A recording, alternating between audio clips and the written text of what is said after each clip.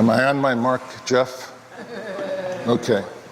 We have to be in a certain place, otherwise Jeff can't get us. This is Jeff Smith, by the way, who really deserves a lot of credit for recording every service. When I think of compassion, two people come immediately to mind.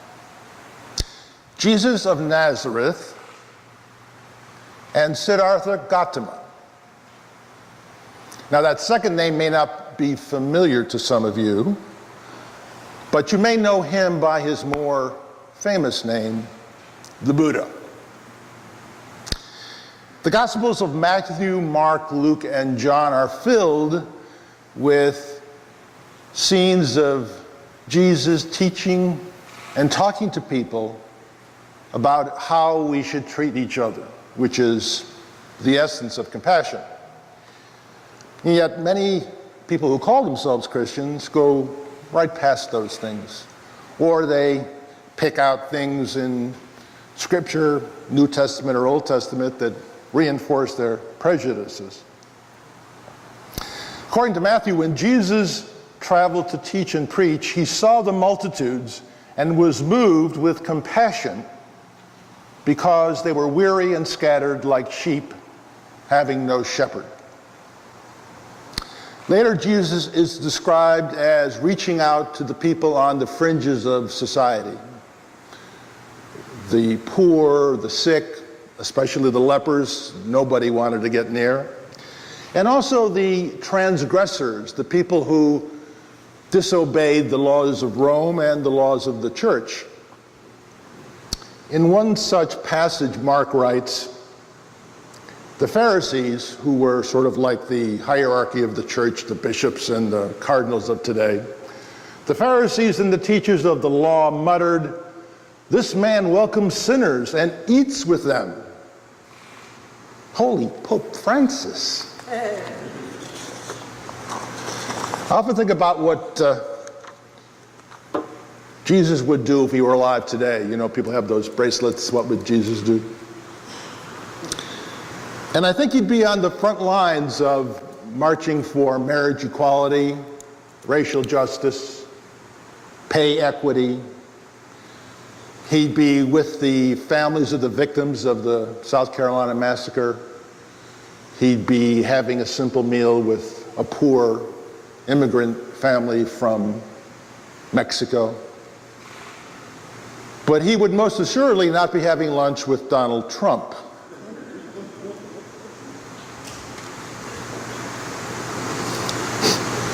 Compassion is also central to Buddhism. The Dalai Lama says that compassion is a mental attitude based on a wish for others to be free of their suffering, and is associated with a sense of commitment, responsibility, and respect toward others. Siddhartha Gautama was born into a very wealthy family in India, and he had everything he always wanted. In addition to wealth and status, he had a lovely wife and a child.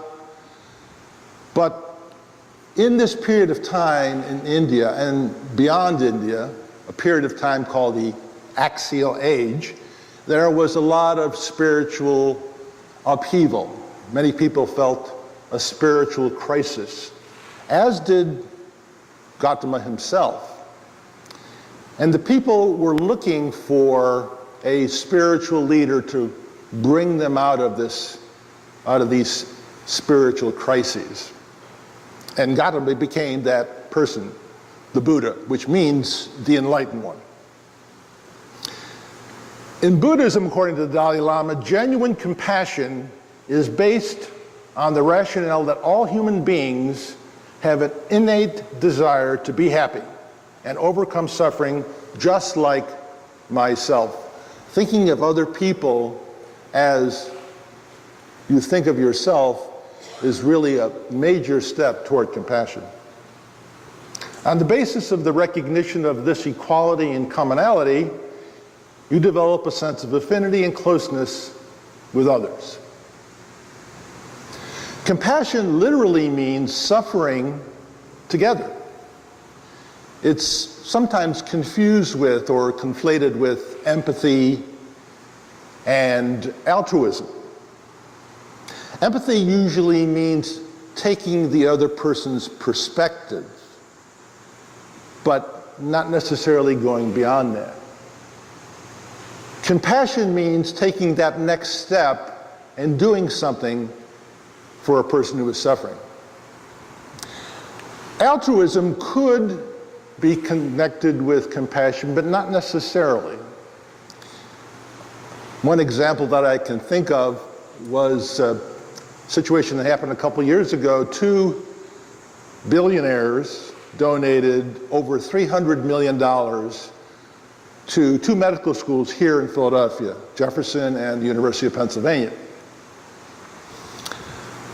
And that was certainly generous and altruistic, but from my perspective was not compassionate. A compassionate donation would have been giving that money to the public school system. But I guess it's not as sexy to have your name on a high school as it is on a medical school. The medical school at the University of Pennsylvania is now the Perelman Medical School at the University of Pennsylvania.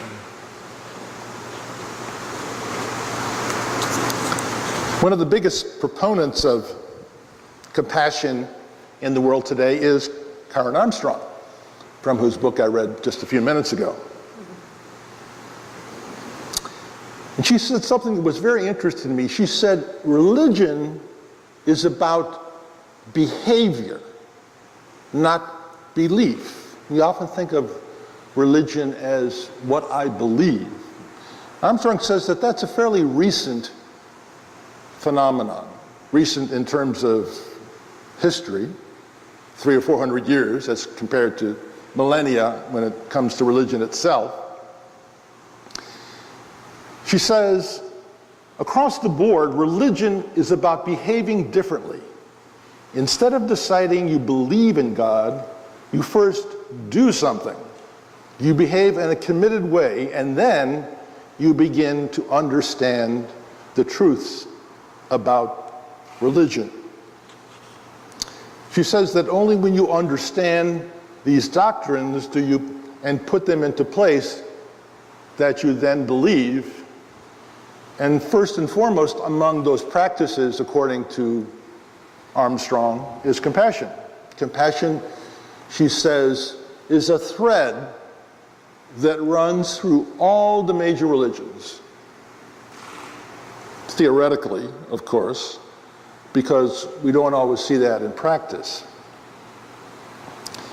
She says, in every one of the major faiths, compassion, the ability to feel with the other, is not only a true test of religiosity, it is what brings us into the presence of what Jews, Christians, and Muslims call God or the divine. Now, even for an atheist like myself, that resonates. In compassion, the Buddha says, compassion brings us closer to nirvana because it allows ourselves to get rid of our own ego and think of the other person instead, or at least first, before we think of ourselves. And as I mentioned in the preface to the reading, that's difficult to do because of our evolution, but it's not something we should use as an excuse. In 2008, Armstrong received the TED Prize. TED, as you may know, is an acronym for a series of international conferences that have been held for the last 20, 25 years. And a lot of important stuff has been talked about at these conferences. I read recently that the Macintosh was introduced at a TED conference.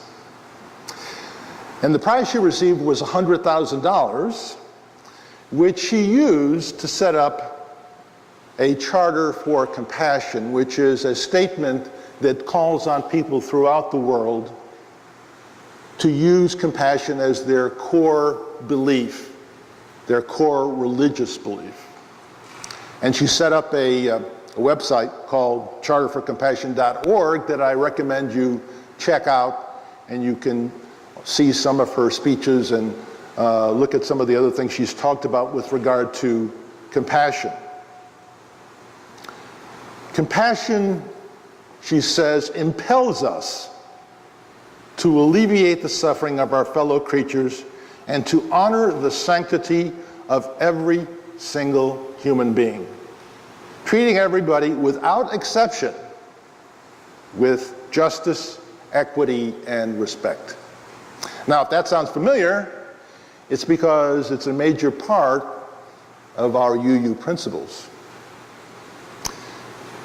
If you wanted to distill that into just a sentence, it would be, do unto others as you would have them do unto you. Or if you prefer, don't do unto others as you would not have them do unto you.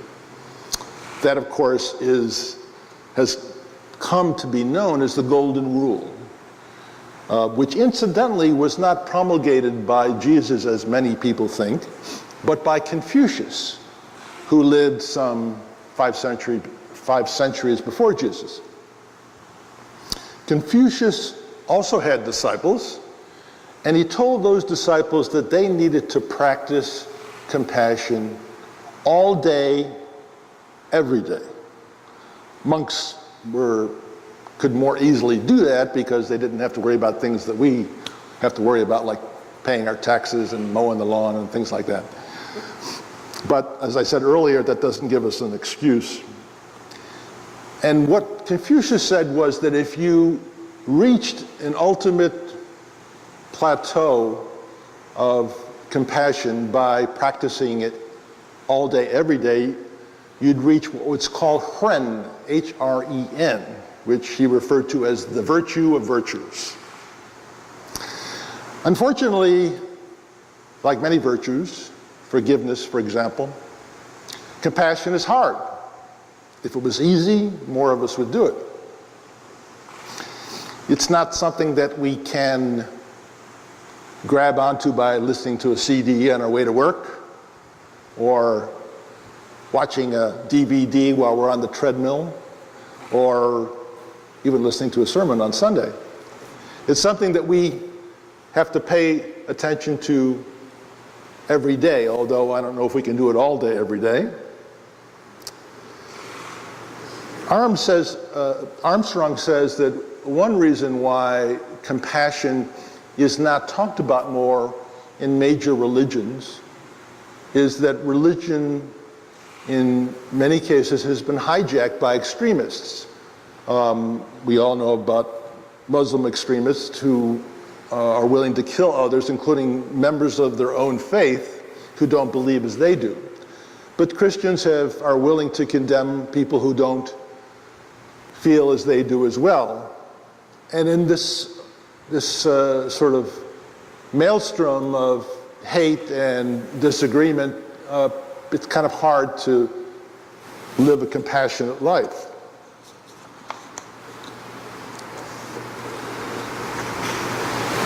One important part of compassion is that compassion isn't just for the people you like.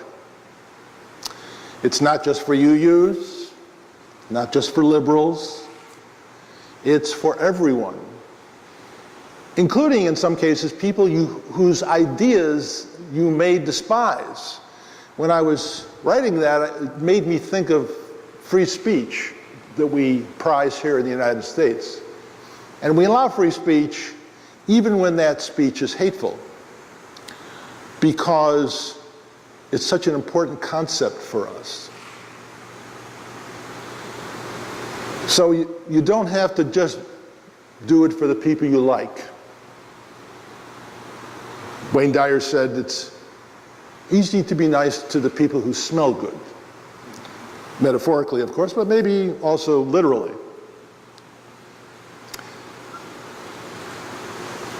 We also have to, as a nation, espouse compassion.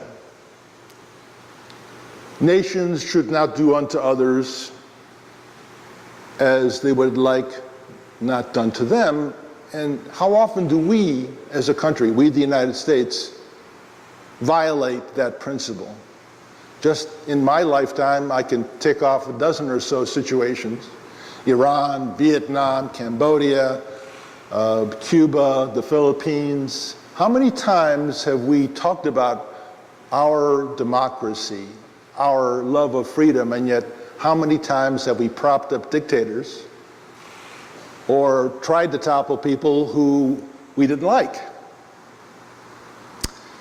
So, having made the idea of compassion more difficult than we'd like, how do we start on the road to leading a compassionate life?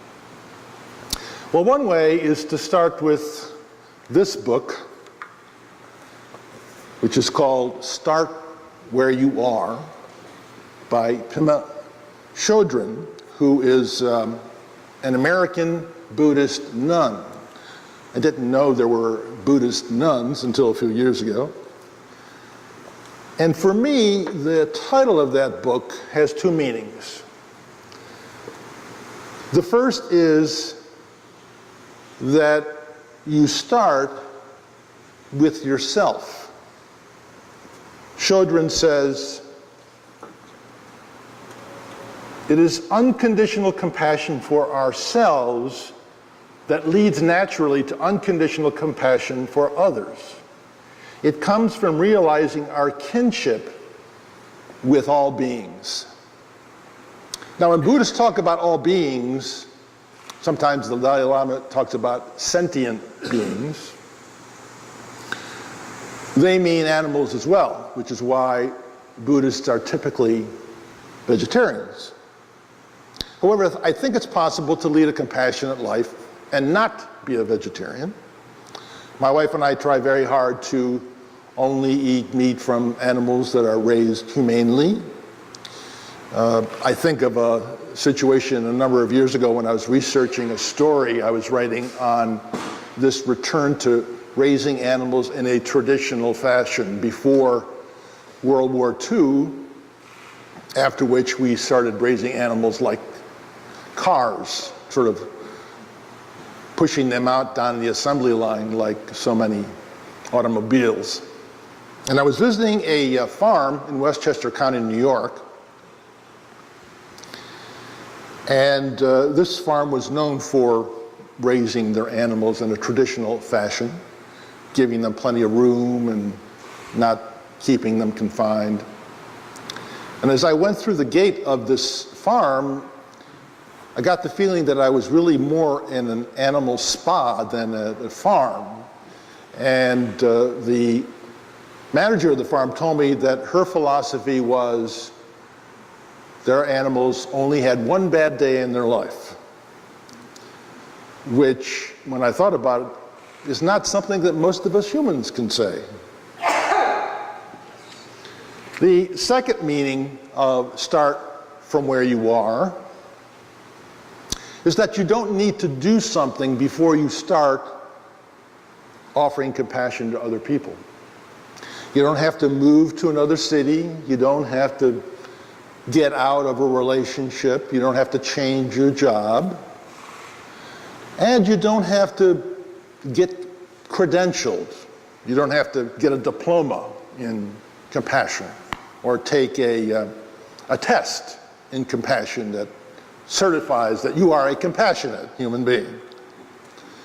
You can do it any way you can, whenever you can.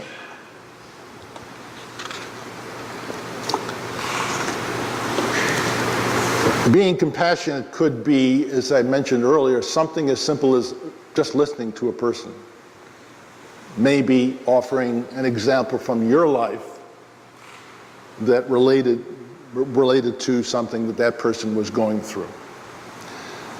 Women are much better at this than men are. Men have a tendency to want to solve things right away. Why don't you do this? How about that? Whereas women are more willing to listen and nod in agreement or in empathy.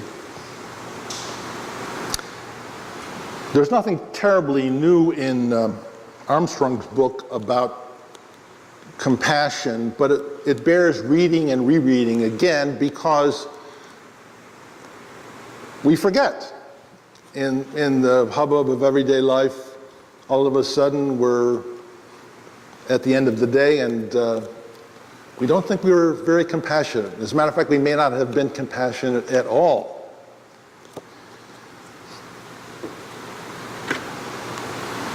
But as Confucius says, you must practice it all day, every day. But I don't think we necessarily have to do it the way he wanted his disciples to do it. Living a compassionate life may seem daunting, but we don't have to get it all right every time.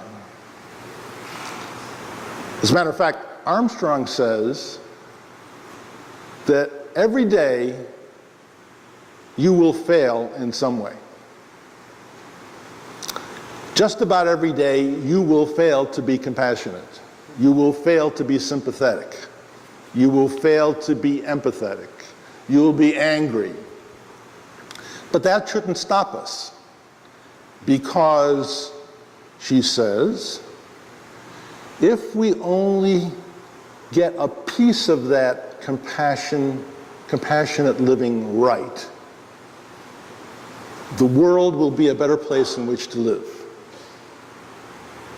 And our lives will have been well worth living. And may it be so. Amen and thank you.